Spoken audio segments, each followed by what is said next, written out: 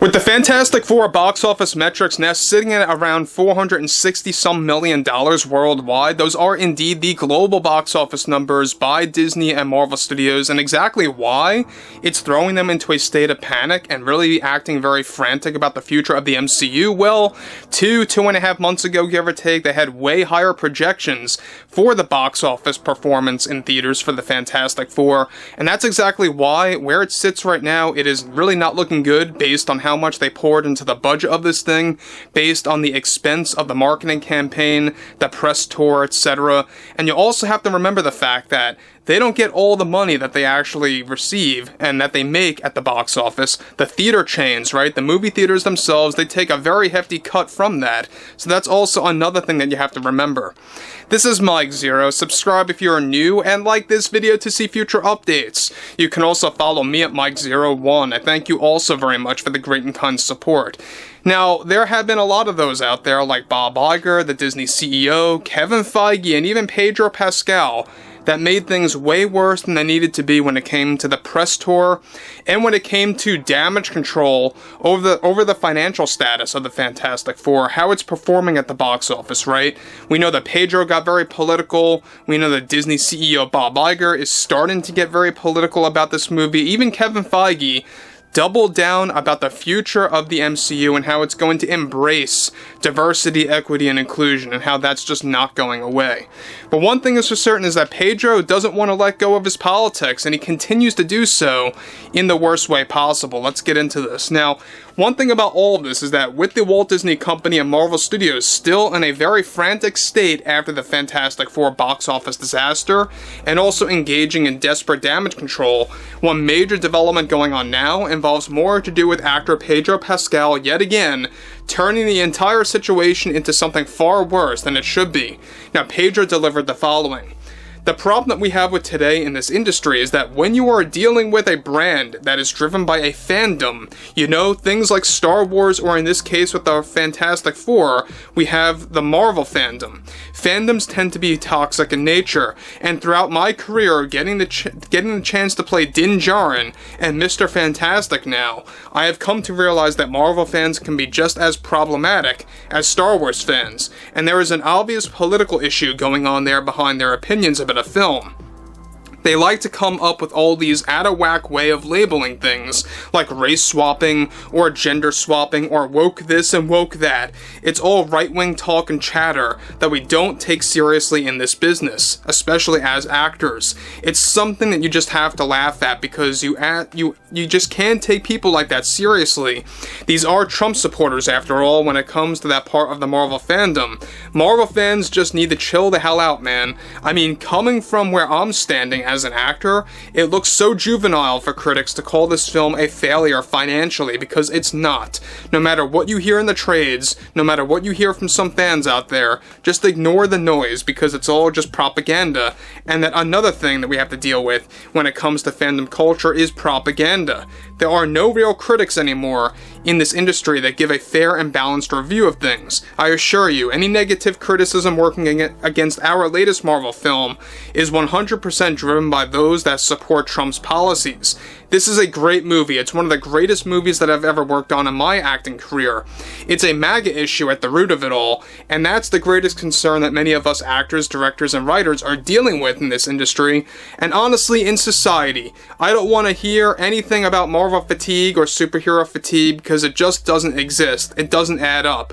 What Disney is doing and what they have been doing for the past 10 plus years is very comic accurate through and through with every film and TV show that they created, and I applaud them. Now guys, let me just stop here about Pedro. Now, again, he's turning the blame game to MAGA, Trump supporters, Trump himself, and just regular Republicans even out there. And at the end of the day, look, I listen to a lot of people, I see a lot of people's comments out there. There are a lot of people both on the left and the right that decided to not give this movie a chance. Even people in the middle that are calling out this movie as just being an okay movie, a subpar film, just a popcorn flick, nothing great, nothing terrific, nothing fantastic, pun intended, just an okay movie that maybe is a movie that you would see once and that's it. And that's how I felt when I saw the film. I thought it was just alright. Nothing really substantial or nothing close to a masterpiece. Nothing on the same level of Endgame at all by any means, as they tried to really oversell the film. You know, we all know what Bob Iger said. He said that this was going to be as big as Endgame, right? Well, it turned out to be quite the opposite. They did the same exact thing when they were trying to promote Ironheart, same exact thing, how they wanted to work that up to, you know, being as big as Iron Man 2008. Overall, he goes on to continue, people aren't tired of Disney or Marvel. The root of the issue is that this fandom has been so radicalized by Trump's policies and his politics that they firmly believe that this industry is driven by an agenda or ulterior motives at hand.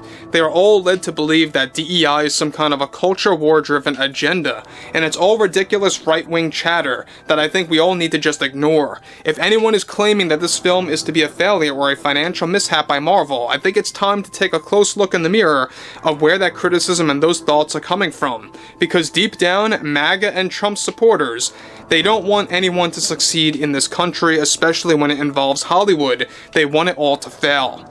Now look, I think at the same exact time when you're looking at Pedro Pascal, making all these political comments, turning this Marvel film into a political talking point, it's nothing more than scapegoating, right? The thing that I find with a lot of those affiliated with Disney or Marvel even, heck, even those affiliated with Lucasfilm and Star Wars, they never admit actual failure. They never admit or take responsibility as to why a film just doesn't really work the way that it should. And at the end of the day, look, there is Disney fatigue, alright? I would like to say that there's Marvel fatigue, but I don't think it truly is Marvel fatigue. I think that people are just tired of how Disney is handling the hiring process. People, you know, like Pedro, for example, getting hired to play Mr. Fantastic, you know, getting miscast for the role of Reed Richards, because he is a miscast. I think a lot of people will agree with me on that, but some of you may disagree, and that's fine.